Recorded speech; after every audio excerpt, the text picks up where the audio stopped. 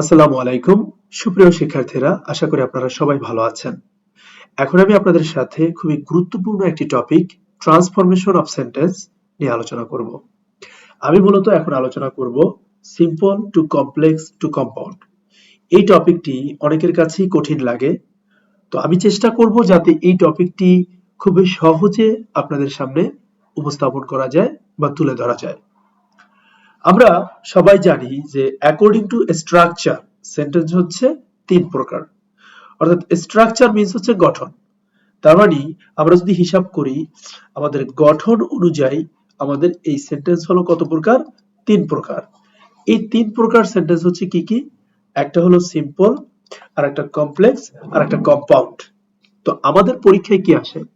আমাদের পরীক্ষা মূলত আসে যে তুমি সিম্পল থেকে কমপ্লেক্স করো, না হয় কমপ্লেক্স থেকে কম্পাউন্ড করো, অথবা আমাদের বলতে পারে যে কম্পাউন্ড থেকে কমপ্লেক্স করো, অথবা কমপ্লেক্স থেকে সিম্পল করো, অথবা আমাদেরকে অথবা বলতে পারে কম্পাউন্ড থেকে সিম্পল করো বা সিম্পল থেকে কম্পাউন্ড করো।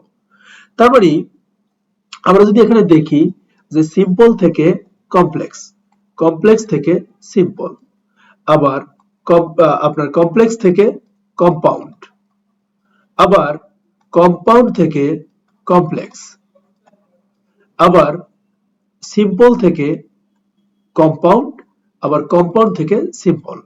তার মানে আমরা এখানে দেখলাম কত টাইপসের? একটা, দুইটা, তিনটা, চারটা, পাঁচটা, ছয়টা। এই ৬ ভাবে মূলত আমাদের পরীক্ষায় কি আসতে পারে? কোশ্চেন আসতে পারে। তাহলে আমি যদি এই অ্যান্সার গুলো করতে চাই, তাহলে আমাকে কোন বিষয়গুলো এট ফার্স্ট ভালো করে বুঝতে হবে? প্রথমত আমাদেরকে জানতে হবে যে এই যে সিম্পল সেন্টেন্সটা, কমপ্লেক্স সেন্টেন্সটা, কম্পাউন্ড সেন্টেন্সটা আমরা কি দেখে মূলত চিনবো? তো সিম্পল সেন্টেন্সটা কিভাবে আমরা চিনবো? একটা সিম্পল সেন্টেন্সে একটা সাবজেক্ট ও একটা ফাইনাইট ভার্ব থাকবে। তাহলে আমাকে এখানে কিন্তু আর আমার ভয় রইল না যে সিম্পল সেন্টেন্স চেনা কিন্তু খুবই সহজ। যে আমার সিম্পল যে সেন্টেন্সটা আছে এই সেন্টেন্সে একটা সাবজেক্ট থাকবে এবং আর একটা ফাইনাইট ভার্ব থাকবে। সাবজেক্ট এবং ফাইনাইট ভার্ব, এই যে ফাইনাইট ভার্ব আর এই যে সাবজেক্ট, এই দুইটা মিলে আমার যে সেন্টেন্সটা হবে ওটাই কিন্তু আমার সিম্পল সেন্টেন্স, তাই না? এখন আমরা এখান থেকে বুঝলাম। এবার অনেকের কোশ্চেন হতে পারে, আচ্ছা এই ফাইনাইট ভার্বটা কি? ফাইনাইট ভার্বটা হলো যেই ভার্বগুলো দিয়ে টেন্স চেনা যায়, সেই ভার্বগুলোই হলো ফাইনাইট ভার্ব। টেন্স বলতে আমরা সবাই জানি যে আমাদের মূলত কি 12 প্রকারের টেন্স আছে। Simple present, present continuous, present perfect, present perfect continuous, এরকম করে আমরা জানি আমাদের 12 প্রকারের টেন্স আছে। তো আমরা এই টেন্স গুলো যেখানে পাবো ওইটি হচ্ছে মূলত আমাদের finite verb.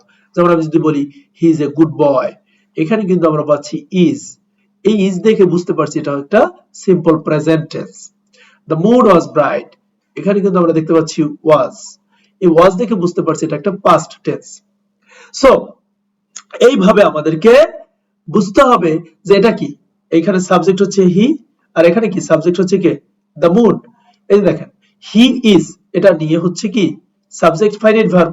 The moon was subject finite verb. এই যে সাবজেক্ট এবং ফাইনাইট ভার্ব নিয়ে যেই সেন্টেন্স হয় সেটাকে আমরা বলি সিম্পল সেন্টেন্স। ঠিক আছে? এবার আমরা যদি কমপ্লেক্স সেন্টেন্সের দিকে একটু তাকাই, যে যেই সেন্টেন্সে একটা প্রধান ক্লজ, যেটাকে আমরা বলি ইন্ডিপেন্ডেন্ট ক্লজ মানে স্বাধীন ক্লজ, এবং এক বা একাধিক সাবঅর্ডিনেট ক্লজ, যেটাকে আমরা বলি ডিপেন্ডেন্ট ক্লজ থাকে, তাকে কমপ্লেক্স সেন্টেন্স বলে। তার মানে এখান থেকে আমরা বুঝতে পারলাম, এখান থেকে কি বুঝতে পারলাম? যে আমার কমপ্লেক্স সেন্টেন্সে একটা প্রিন্সিপাল ক্লজ থাকবে আর একটা সাবঅর্ডিনেট ক্লজ থাকবে। প্রিন্সিপাল ক্লজটাকে আমরা বলি মূলত স্বাধীন ক্লজ, আর সাবঅর্ডিনেট ক্লজটাকে আমরা মূলত বলি অধীন ক্লজ। স্বাধীন এবং অধীন এই দুটো ক্লজ মিলেই আবার যে সেন্টেন্সটা হয় ওই সেন্টেন্সটার নাম হচ্ছে কমপ্লেক্স সেন্টেন্স। তাহলে কমপ্লেক্স সেন্টেন্স আমরা কি দেখলাম? এখানে দেখলাম যে কমপ্লেক্স সেন্টেন্সে মূলত দুইটা ক্লজ থাকে, প্রিন্সিপাল ক্লজ থাকে এবং সাবঅর্ডিনেট ক্লজ থাকে।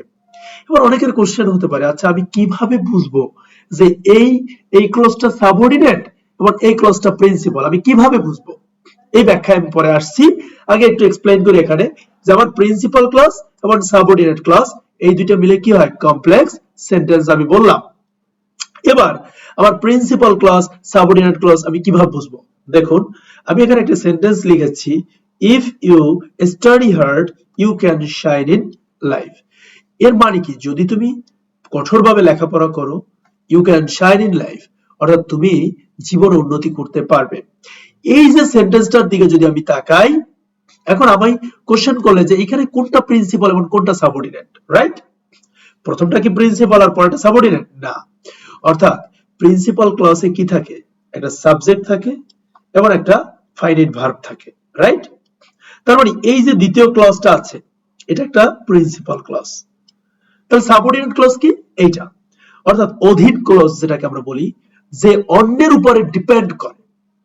যেমন দেখেন, ইফ ইউ স্টাডি হার্ড, যদি তুমি কঠোরভাবে লেখাপড়া করো, সো আপনার কথাটা কিন্তু ফুলফিল হলে না, আপনার কিন্তু কোনো কিছু শোনার বা কোনো কিছু জানার একটা ইচ্ছা থেকে যাচ্ছে। তার মানে কি, এই যে ইফ, এই ইফটাকে আবার বাদ দিলে ইউ স্টাডি হার্ড, এটা কিন্তু ওকে, এটাও একটা প্রিন্সিপাল ক্লজ। তাহলে এই অংশটাও প্রিন্সিপাল, এই অংশটাও প্রিন্সিপাল ক্লজ। এই ইফটা এখানে কে, তার বাড়ি কই, অর্থাৎ এই ইফ এর কথাই যদি আমি বলি, এই ইফটা কি বলা হয়, সাবঅর্ডিনেটিং কনজাংশন। অর্থাৎ এই কনজাংশনটা মূলত একটা সেন্টেন্সে আছে দেখেই ওই ক্লজটাই হচ্ছে, হ্যাঁ, মানে যেই ক্লজে এই ইফটা আছে ওই ক্লজটাই হচ্ছে সাবঅর্ডিনেট ক্লজ, আর বাকি যে ক্লজটা সেটা হচ্ছে কি, প্রিন্সিপাল ক্লজ। তার মানে ইফ এর মতো যদি আমরা আরো দেখি, যেমন অনেক সময় দো আছে, অলদো আছে, এই যে ইফ আছে, দ্যাট আছে, বিকজ আছে, সিন্স আছে, এইরকম যে কনজাংশন গুলো আছে, এই কনজাংশন গুলো যেই ক্লজের শুরুতে থাকবে সেই ক্লজটাই হচ্ছে সাবঅর্ডিনেট ক্লজ, আর যেই ক্লজের শুরুতে থাকবে না ওইটা হচ্ছে প্রিন্সিপাল ক্লজ। আই থিংক আপনারা বুঝেছেন। এবার সিম্পল গেল, কমপ্লেক্স গেল, এবার আমরা কম্পাউন্ড নিয়ে আলোচনা করব। তাহলে কম্পাউন্ড নিয়ে যদি আলোচনা করি তাহলে কি হচ্ছে, কম্পাউন্ড সেন্টেন্স কি, একটা কম্পাউন্ড সেন্টেন্সে দুটি প্রিন্সিপাল ক্লজ একটি কোঅর্ডিনেটিং কনজাংশন দ্বারা যুক্ত থাকে, রাইট?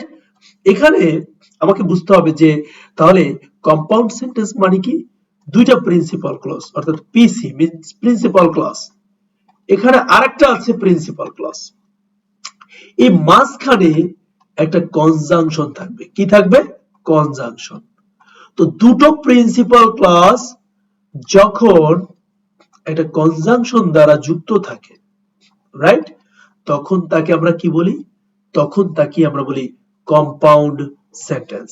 আমি আবার বলছি, দুটো প্রিন্সিপাল ক্লজ যখন একটা কনজাংশন দ্বারা যুক্ত থাকে তখন আমরা তাকে বলি কম্পাউন্ড সেন্টেন্স। যেমন এখানে আছে কি, fan voice, F means for, A means and, N means nor, B means but, O means or, Y means yet, and S means so. তাহলে এই যে fan voice, for, and, nor, but, or, yet, so. So এখানে একটা জিনিস যদি আমরা খেয়াল করি যে এই and এবং but and or এই তিনটা জিনিসই মূলত আমরা কম্পাউন্ড সেন্টেন্সে সব থেকে বেশি ইউজ করি, মাঝে মাঝে আমরা yet কেও দেখতে পাই। সো এই চারজন, এদেরকে মূলত আমরা কম্পাউন্ড সেন্টেন্সে বেশিরভাগ সময় ব্যবহার করি। তাহলে এখান থেকে আমরা কি শিখলাম, যে সিম্পল সেন্টেন্সটাকে ক্লিয়ারলি বুঝলাম, কমপ্লেক্সটাকে ক্লিয়ারলি বুঝলাম, এন্ড কম্পাউন্ডকে ক্লিয়ারলি বুঝলাম। তাহলে গঠন অনুযায়ী সেন্টেন্স কত প্রকার, আমাকে যদি কেউ আস্ক করে আমরা কি অ্যান্সার দিব, তিন প্রকার, simple sentence, complex sentence and compound sentence. Simple সেন্টেন্সে কি হয়, সিম্পল সেন্টেন্সে একটা সাবজেক্ট এবং একটা ফাইনাইট ভার্ব থাকে, অর্থাৎ এটা হলো একটা প্রিন্সিপাল ক্লজ এক কথায়। কমপ্লেক্স সেন্টেন্সে কি থাকে, দুইটা ক্লজ থাকে এবং একটা ক্লজের আগে সাবঅর্ডিনেটিং কনজাংশন থাকে। কম্পাউন্ডে দুটো ক্লজ থাকে, মাঝখানে একটা কনজাংশন থাকে যেটাকে আমরা বলি কোঅর্ডিনেটিং কনজাংশন। তো আই থিংক আপনারা এই যে টপিক গুলো খুব ক্লিয়ারলি সবাই বুঝেছেন। কারো যদি কোনো কোশ্চেন থাকে বা কমেন্টস থাকে অবশ্যই আমাকে কমেন্টস বক্সে জানাতে ভুলবেন না, এবং সবাই ভালো থাকবেন, সুস্থ থাকবেন। আমি নেক্সট পর্বে এগুলোর রুলস গুলো নিয়ে স্টেপ বাই স্টেপ আলোচনা করব, যাতে আপনারা প্রত্যেকটা বিষয় খুব ক্লিয়ারলি বুঝতে পারেন। আল্লাহ হাফেজ।